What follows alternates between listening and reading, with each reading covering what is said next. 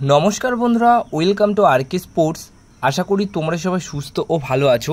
তো এই ভিডিওতে কিছু important transfer related update share করার আছে, সেক্ষেত্রে একটু স্কিপ না করে ভিডিওটা শেষ অবধি দেখতে থাকো এবং এই চ্যানেলে প্রথমবার এসে থাকলে চ্যানেলটিকে তোমরা সাবস্ক্রাইব অবশ্যই করে রেখো। তো প্রথম যে খবরটা শেয়ার করব, জেরেমাই মানজারো, এই যে ফ্রান্সের মিডফিল্ডার যিনি কিনা লাস্ট সিজনে খেলেছেন অবশ্যই জামশেদপুর এফসি দলের জার্সি গায়ে। তো এই ফ্রান্সের মিডফিল্ডারটিকে এবার অফিসিয়ালভাবে সই করিয়ে নিল 1 বছরের চুক্তিতে মুম্বাই সিটি এফসি দল।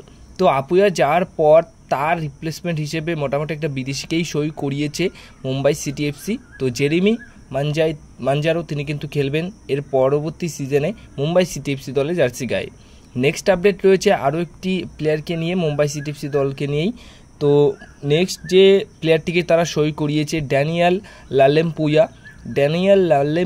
যিনি কিনা পাঞ্জাব এফসি দলের হয়ে খেলছিলেন, আই লিগ খেলছিলেন।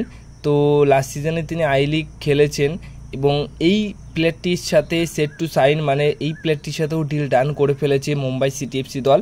তো এই ইন্ডিয়ান ফুটবলারটিকেও তোমরা কিন্তু খেলতে দেখতে পারবে আগামী মরশুমে মুম্বাই সিটি এফসি দলের জার্সি গায়ে। এবার নেক্সট আপডেট রয়েছে চেন্নাই এফসি দলকে নিয়ে।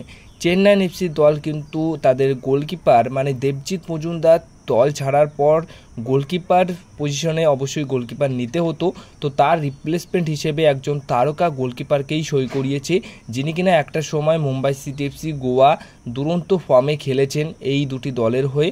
তো সেই মোহাম্মদ নাবাস তিনিও কিন্তু এবার খেলবেন চেন্নাই এফসি দলের জার্সি গায়ে। তাকে কিন্তু অফিসিয়ালভাবে চেন্নাই এফসি দল কিন্তু সই করিয়ে নিয়েছে। এবার সবশেষে যে বিষয়টা শেয়ার করব, মোহনবাগান দলের প্রথম মোটামুটি সাইনিং কিন্তু আমরা দেখেছি যে আপুয়াকে সই করিয়ে নিয়েছে, আজকে তার অফিসিয়াল অ্যানাউন্সমেন্টটাও হয়েছে।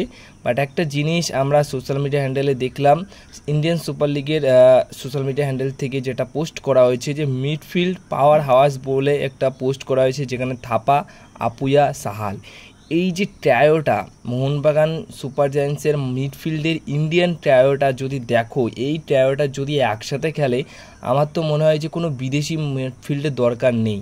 মিডফিল্ডে বিদেশি না হলেও এই তিনজন একসাথে খেললে সেরা মোটামুটি মিনি ইন্ডিয়ান টিম কিন্তু আমরা মাঝে মাঠে অবশ্যই দেখতে পারবো।